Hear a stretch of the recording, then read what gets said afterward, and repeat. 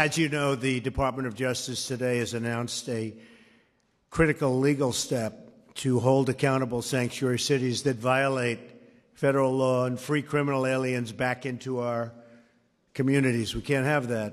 We can't have it. It would be very easy to go the other way, but we can't have it. We want a safe country, and it's getting safer all the time. Sanctuary cities are the best friend of gangs and cartels like MS-13. You know that. The result in the death rate around sanctuary cities, in and around, for innocent Americans is unacceptable. Take a look at what happened in San Francisco and Kate Steinle and countless others. My administration is committed to protecting innocent Americans, and the mayors who choose to boycott this event have put the needs of criminal illegal immigrants over law-abiding Americans. But let me tell you, the vast majority of people showed up, okay? The vast majority, because the vast majority believe in safety for your city. I want to thank all of you for being here. I'm thrilled to welcome dozens of mayors from across the country to the White House. And I've worked with so many of you, some in the private sector. Who knew I was going to be here? But it happened, right? Kellyanne, my star, Kellyanne. Stand up, Kellyanne. She's more famous than I am. Good. Thanks, Kellyanne. Great. You bring safety, prosperity, and hope to our citizens. My administration will always support local government and listen to leaders who know their communities best. And you know your community best. We believe in local government. We believe in empowering each and every one of you. Together, we are achieving absolutely incredible results. We have created nearly 2.4 million jobs since the election. Nobody thought that was going to be happening, right? The unemployment rate is at now an 18-year low. African-American unemployment, I'm very proud of this. Remember, I used to say, what do you have to lose? And people said, I don't know if that's a nice thing to say. I said, of course it is. For 100 years, the Democratic mayors have done they've done some bad work. I said, what did you have to lose? African-American unemployment is at its lowest rate ever recorded. That's not bad. Unemployment for women is at its lowest rate in 17 years, and that's going to be a very new standard very soon. And Hispanic American unemployment, like African American unemployment, is at the lowest rate ever recorded. That's a long time. And here's the good news. It's getting better. It's going to get better. We've cut more regulations than any administration in history, by far. And we've been really doing the cutting for about 10 months, even though we've been here now for 12. We started a little bit late, although the first day we did some pretty big cutting, I will say. And as you know, just before Christmas, we passed massive tax cuts and reforms so that more businesses will come back to your cities and towns, and working families will finally get the pay raises that they've been waiting for many, many years in some cases. Our tax plan also creates opportunity zones. Some of you are taking advantage of that to encourage investment in distressed communities, create more jobs, and bring Main Street booming back to life. More than 2 million American workers have already received tax cut bonuses from their employers, all because of our incredible tax cut bill. And I must tell you, this has worked far greater, because nobody thought in terms of the companies coming out and paying $1,000 and $2,000 and $2,500 per employee. They have hundreds of thousands of employees in some cases. And the ones that aren't getting it are getting it because they're going, what about us? Now they're at a point, they're saying, what about us? We know that feeling. So it's really turned out. Nobody thought that. As much as we thought, and as much as we had a lot of brilliant minds around the tax bill, nobody really thought in terms of would a company step up. And it started, AT&T started it. And then a couple of others picked it up very quickly, Comcast and some others. They picked it up. And then it became an avalanche. And Kellyanne, we never used to talk about that because it wasn't really in the realm of thinking. And it's turned out to be really an avalanche, and it's been a beautiful thing to watch. People are walking away with $1,000 and $2,000 and much more.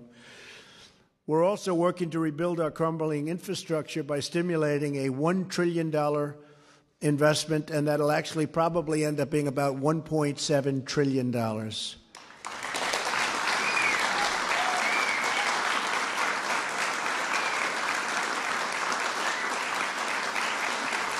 Oh, you like that? I can tell we have mayors in the room. That's good. That's good. Only mayors could be that excited. Only the mayors and the workers. It's about jobs, right? Could be that excited. No, and we'll probably be putting that in a week or two right after the State of the Union address. We'll be talking about it a little bit in the State of the Union. We'll put that in. One of the other things I have to say, Apple, $350 billion investment. And I spoke to Tim Cook, and you probably heard me on the trail. I'll say I will not consider this job complete and great in terms of the economics and the economy unless Apple someday starts building some plants in our country. And what happened is they said $350 billion. And when I first heard it, Tim Cook and I spoke. But when I first heard it, I said, I guess they mean $350 million because that's a big plant. You know, $350 million, you can build a lot of plant. But they said, no, sir, $350 billion, and much of that comes from overseas. They're going to bring it back because of the tax bill, because we made it possible for them to bring it back.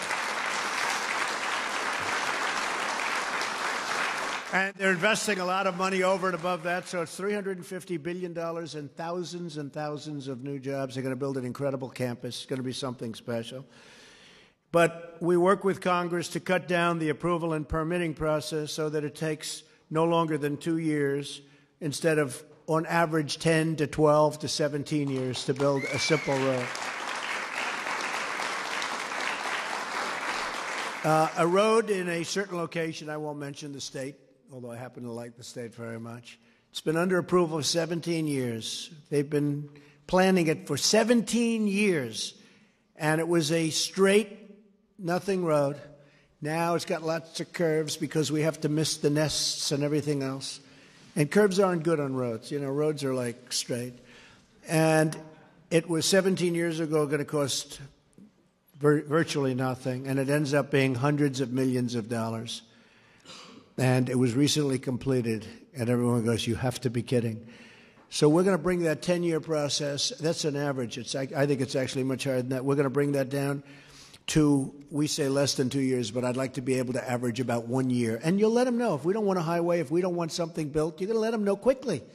But at least they won't be waiting 17, because a lot of times you'll wait 17 years and you'll get rejected. That's even worse. If you're the builder, that's not good. You devoted a good part of your life to doing something and get rejected. That's really unfair. So you may get rejected, but you're going to get rejected quickly. Okay? That's not bad. But mostly you're going to get, you saw what we did with the pipelines, 48,000 jobs. Immediately, as soon as I came to the office, we approved it, 48,000 jobs. We're partnering with the state and local governments like yours to find the most innovative ways to rebuild our roads, bridges, waterways, and airports. Very important words, on time and under budget. Have you heard those words before? You don't hear them too much in government, right? And a lot of that's the bidding process, and you'll take care of your bidding processes.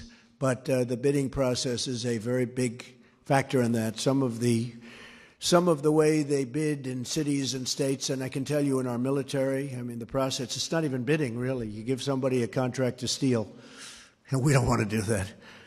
We're supporting our local police beyond what we've ever done. Great. And fire departments. We're also getting you a lot of our excess military equipment. You know all about that. Previous administrations, but in particular the previous administration, they didn't like to do that, and someday they'll explain why. But we had a lot of excess military equipment. We're sending it to your police as they need it, and it's made a tremendous difference.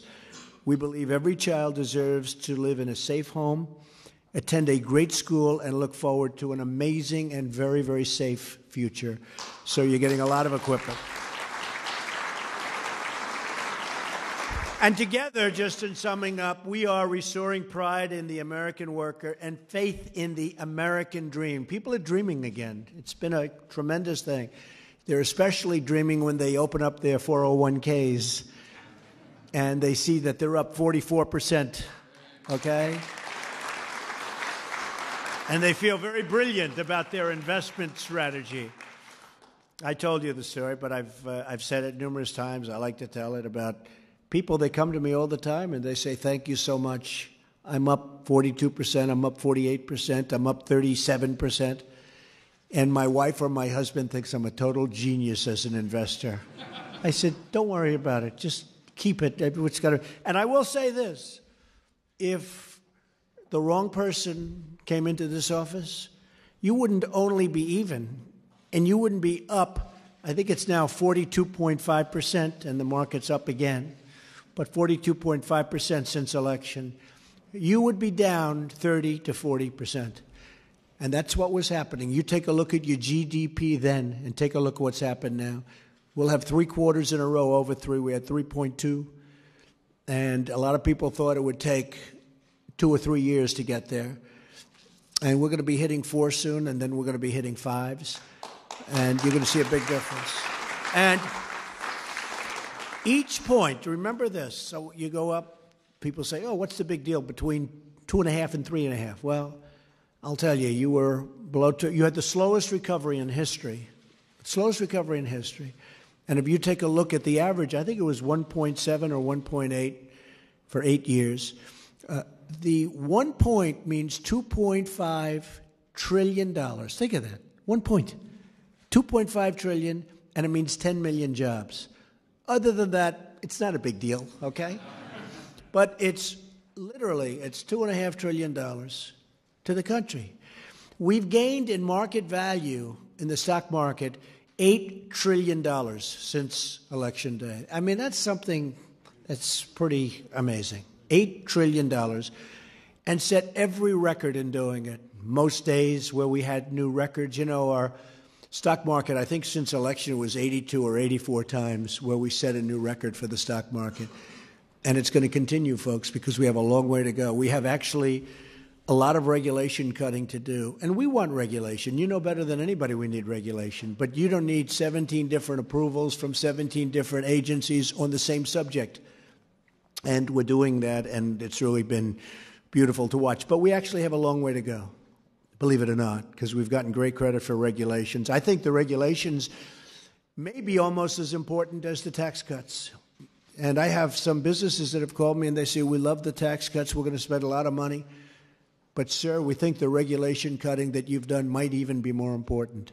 And I'm sure you're seeing that, too, or you're seeing something like that. So I want to thank you all for joining us in this great national effort.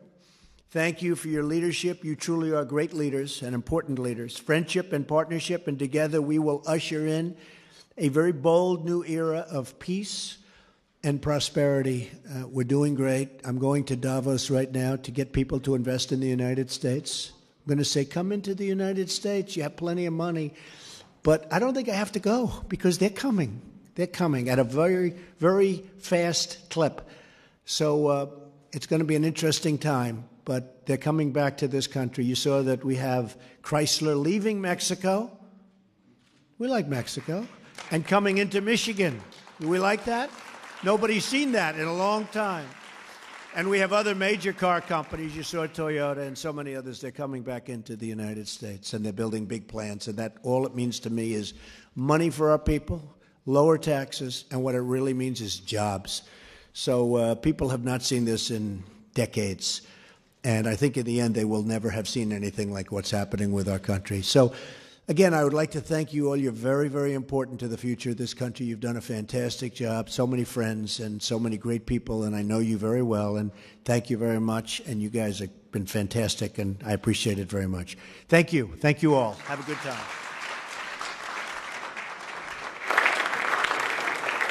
Ladies and gentlemen, please